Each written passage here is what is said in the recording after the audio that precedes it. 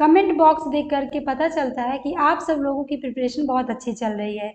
तो इसी तरह से आप सब मेहनत करते रहें और 20 क्वेश्चन में आप लोग कितना सही कर पाते हैं कमेंट बॉक्स में सब लोग ज़रूर शेयर किया करिए। तो चलिए वीडियो शुरू करते हैं। पहला क्वेश्चन है, Henle's loop is found in. Henle loop पाया जाता है कहाँ पर? लंग्स में, हार्ट में, लीवर में, किडनी में। तो इसका सही आंसर क्या होगा?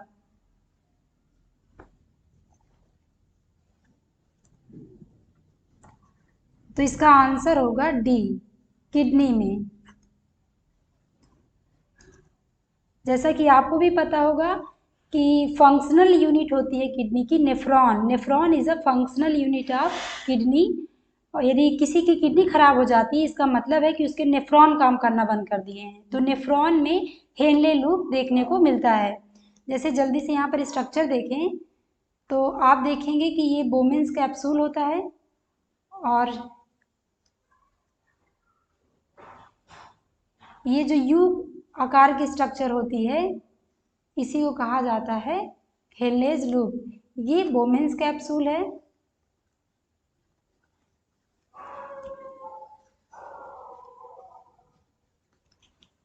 और इसको कहा जाता है पीसीटी यानी प्रॉक्सिमल कन्वोल्यूटेड ट्यूब्यूल। और ये जो यू की आकार की स्ट्रक्चर है इसी को कहा जाता है हेनलेज लूप।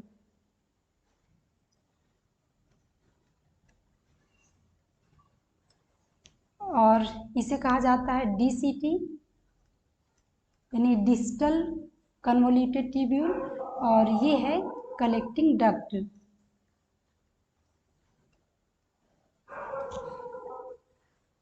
जहाँ पर नेफ्रॉन सभी नेफ्रॉन आकर के खुलते हैं। तो चलते हैं अगले क्वेश्चन की तरफ। और अगला क्वेश्चन है, तो आपने जो यह स्ट्रक्चर देखा है ये किसकी स्ट्रक्चर है? नेफ्रॉन की स्ट्रक्चर है। यह नेफ्रॉन की स्ट्रक्चर है। तो अगला क्वेश्चन है, which of these can not be obtained from its solution in fat. निम्नलिखित में से कौन सा अपने वसीय विलयन से प्राप्त नहीं हो सकता है? ऑप्शन दिए गए हैं, vitamin A, vitamin C, vitamin D, vitamin E. यदि आप थोड़ा सोचेंगे तो इसका आंसर कर ले जाएंगे।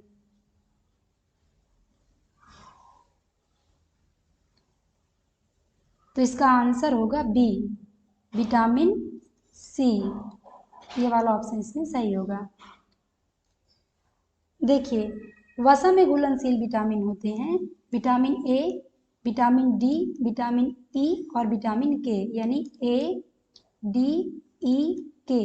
यह वसा में घुलनशील विटामिन होते हैं। तो इन्हें वसीय अम्ल से प्राप्त किया जा सकता है, यानी वसीय विलयन से इनको प्राप्त किया जा सकता है। परंतु विटामिन बी और सी यह जल में घुलनशील होते हैं तो इनको वसीय विलयन से प्राप्त नहीं किया जा सकता है। तो इसीलिए इसका आंसर होगा सी। चलते हैं अगले क्वेश्चन की तरफ। Deficiency of vitamin B6 in man causes. व्यक्ति में विटामिन की कमी के कारण होता है हेमरेज, रिकेट्स, एनीमिया, ब्लैक टंग डिसीज। तो इसमें कौन सा ऑप्शन सही होगा?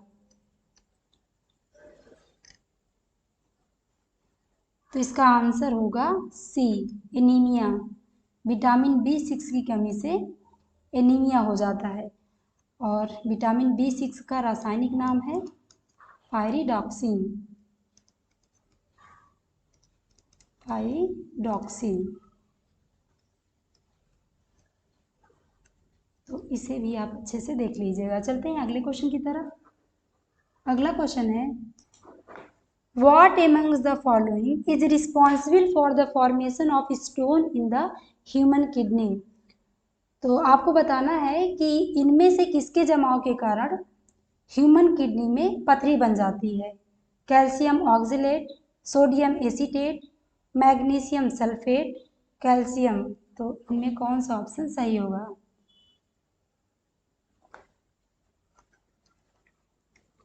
तो इसका आंसर होगा ए, कैल्शियम ऑक्जेलेट के जमाव के कारण मानव किडनी में पथरी बन जाती है। तो बहुत इंपॉर्टेंट है, इसे आप अच्छे से देख लीजिएगा। चलते हैं अगले क्वेश्चन की तरफ। अगला क्वेश्चन है, which of the following is not the normal function of the human kidney. इनमें से कौन सा मानव किडनी का सामान्य कार्य नहीं है। ऑप्शन दिए गए हैं, regulation of water in the blood, यानी रक्त में जल की मात्रा का नियंत्रण, regulation of sugar level in the blood, यानी रक्त में शर्करा की मात्रा का नियंत्रण, फिल्टर आउट यूरिया, यानी यूरिया को छान कर बाहर करना, सिक्रेशन ऑफ सेवरल हार्मोन्स, यानी कई हार्मोनों का श्रावण करना। तो कौन सा इनमें से सही है।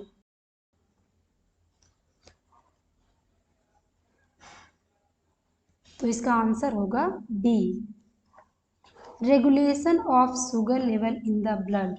यह किडनी का काम नहीं है। तो आप लोग कमेंट बॉक्स में बताइएगा कि ब्लड में शुगर को नियंत्रित करने का काम कौन सा हार्मोन करता है। उस हार्मोन का नाम आप कमेंट बॉक्स में ज़रूर बताइएगा। चलते हैं अगले क्वेश्चन की तरफ। अगला क्वेश्चन है, the vitamin which is generally excreted in the urine bye humans is. वह कौन सा विटामिन है जो मानव द्वारा यूरिन में निकाल दिया जाता है। ऑप्शन दिए गए हैं, vitamin A, vitamin C, vitamin K, vitamin D. तो कौन सा ऑप्शन इनमें से सही है। तो इसका आंसर होगा B, vitamin C. Vitamin C आप जानते हैं कि यह जल में घुलनशील होता है। यदि इसकी मात्रा अधिक हो जाती है तो यह यूरिन के माध्यम से शरीर से बाहर निकाल दिए जाते हैं। चलते हैं अगले क्वेश्चन की तरफ। Chymotrypsin is a component of. आपको बताना है कि काइमोट्रिप्सिन घटक है किसका, बाइल का, पैंक्रियाटिक जूस का, सलाइवा का, गैस्ट्रिक जूस का। तो कौन सा ऑप्शन इनमें से सही है। तो इसका आंसर होगा बी, पैंक्रियाटिक जूस का। और यह एक प्रोटीन पाचक एंजाइम है। काइमोट्रिप्सिन एक प्रोटीन पाचक एंजाइम है जो अग्न्याशय द्वारा स्रावित होता है और छोटी आंत में प्रोटीन का पाचन करता है। चलते हैं अगले क्वेश्चन की तरफ। अगला क्वेश्चन है, major source of energy in the body is. शरीर में ऊर्जा का मुख्य स्रोत है प्रोटीन्स, विटामिन्स, कार्बोहाइड्रेट्स, लिपिड्स। तो कौन सा ऑप्शन सही है। तो इसका आंसर होगा सी, कार्बोहाइड्रेट। तो शरीर में ऊर्जा का जो मुख्य स्रोत है वह कार्बोहाइड्रेट होते हैं। और यदि शरीर में ऊर्जा की कमी हो जाती है तो सबसे पहले कार्बोहाइड्रेट का ही उपयोग किया जाता है, उसके बाद वसा का, और फिर लास्ट में प्रोटीन का उपयोग ऊर्जा के लिए किया जाता है। चलते हैं अगले क्वेश्चन की तरफ। The type of linkages found in carbohydrates is. Carbohydrate में पाए जाने वाले बंधों का प्रकार होता है, मतलब कौन सा प्रकार है जो कार्बोहाइड्रेट में पाया जाता है। Peptide, ester, phosphodiester, glycosidic. तो कौन सा ऑप्शन इनमें से सही है। तो इसका आंसर होगा डी, ग्लाइकोसिडिक। कार्बोहाइड्रेट में अणु जिस सहसंयोजी बंध से जुड़े होते हैं उन बंधों को कहा जाता है ग्लाइकोसिडिक बंध। तो चलते हैं अगले क्वेश्चन की तरफ। अगला क्वेश्चन है, on being hungry man uses first. यानी भूख लगने पर व्यक्ति सबसे पहले उपयोग करता है क्या, fat, glycogen, blood protein, muscle protein. तो कौन सा ऑप्शन इनमें से सही है। तो इसका आंसर होगा बी, ग्लाइकोजन। तो जैसा कि हम सब जानते हैं कि यकृत ग्लूकोज को ग्लाइकोजन के रूप में परिवर्तित करके स्टोर कर लेता है और जब ज़रूरत पड़ती है तो ग्लाइकोजन को पुनः ग्लूकोज में बदलकर शरीर को सप्लाई कर देता है। तो भूख लगने पर सबसे पहले हम लोग ग्लाइकोजन का यूज करते हैं। चलते हैं अगले क्वेश्चन की तरफ। Dialysis related to. डायलिसिस इनमें से किस अंग के रोग से संबंधित है, हार्ट, किडनी, लीवर, लंग्स। तो कौन सा ऑप्शन इनमें से सही होगा। तो इसका आंसर होगा बी, किडनी। जब किडनी खराब हो जाती है तो आर्टिफिशियल किडनी लगा करके ब्लड को फिल्ट्रेट किया जाता है, उसे कहा जाता है डायलिसिस। चलते हैं अगले क्वेश्चन की तरफ। अगला क्वेश्चन है, where is the urea separated from the blood?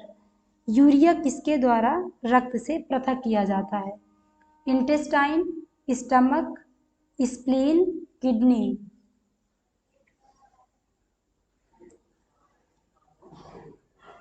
तो इसका आंसर होगा, आप सब लोग कर लिए होंगे, किडनी। चलते हैं अगले क्वेश्चन की तरफ। अगला क्वेश्चन है, how much fluid does a normal human kidney filter in 24 hours? यानी एक सामान्य मनुष्य की किडनी 24 घंटे में कितना द्रव छानती है? 5 लीटर, 1.8 लीटर, 18 लीटर, 180 लीटर। तो इसका कौन सा ऑप्शन सही होगा?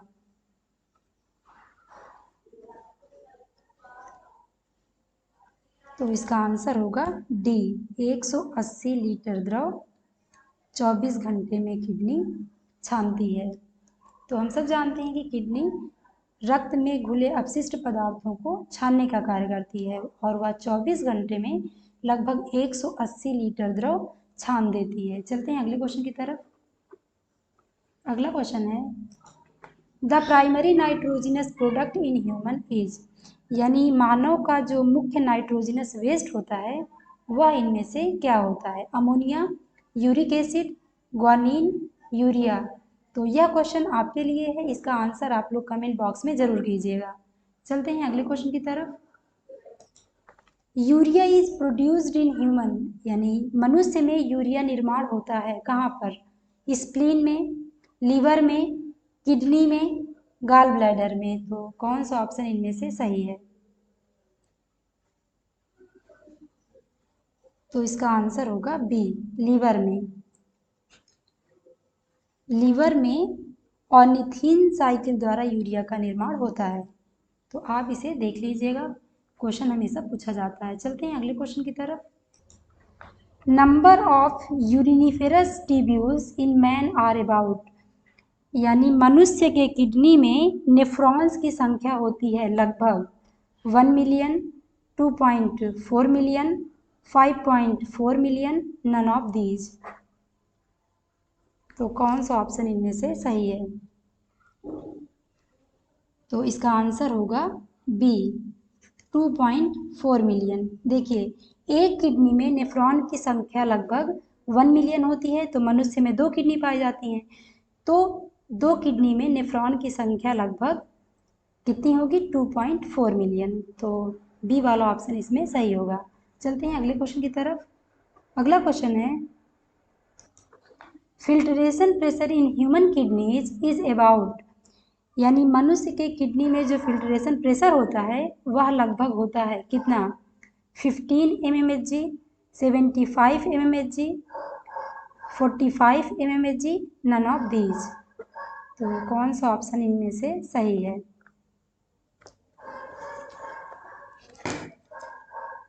तो इसका आंसर होगा, आपने सोच लिया होगा इससे सही आंसर क्या होगा।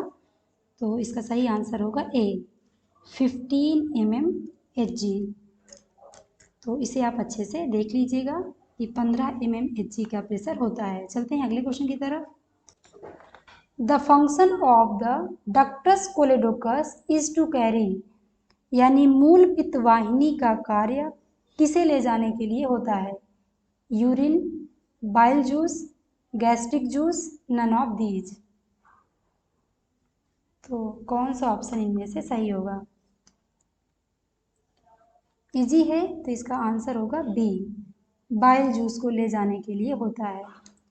डक्टस कोलेडोकस को कहा जाता है कॉमन बाइल डक्ट। तो अब आपको ये इजी लगेगा, कॉमन बाइल डक्ट। चलते हैं अगले क्वेश्चन की तरफ। अगला क्वेश्चन है, loss of large quantities of plasma proteins with urine is known as? यानी मूत्र के साथ बड़ी मात्रा में प्लाज्मा प्रोटीन का क्षय होना कहलाता है। क्या? Down syndrome, diabetes insipidus, ketonuria, nephrotic syndrome. तो कौन सा ऑप्शन इनमें से सही होगा?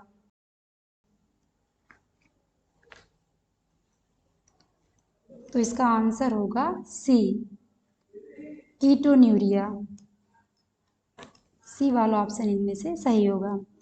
यानी जब यूरिन के साथ प्लाज्मा प्रोटीन का क्षय होने लगता है तो उस अवस्था को कहा जाता है कीटोन्यूरिया। चलते हैं अगले क्वेश्चन की तरफ, और यह आज का आखिरी क्वेश्चन है। The longitudinal muscular folds of inner walls of stomach are called. यानी स्टमक में, यानी आमाशय के इनर वॉल में जो लॉन्गिट्यूडनल मस्कुलर फोल्ड्स होते हैं उन्हें कहा जाता है, उन फोल्ड्स को क्या कहा जाता है? Papilla of Vater, rugae, villi, fissure. तो कौन सा ऑप्शन इनमें से सही होगा? तो उन्हें कहा जाता है रूजी। बी वाला ऑप्शन इनमें सही होगा। तो दोस्तों ये थे आज के 20 क्वेश्चन, और फिर मिलते हैं नेक्स्ट वीडियो में। खूब तैयारी करते रहिए, और वीडियो पसंद आया हो तो वीडियो को लाइक करना बिल्कुल मत भूलिएगा। तो मिलते हैं फिर नेक्स्ट वीडियो में। थैंक यू दोस्तों फॉर वॉचिंग माय वीडियो।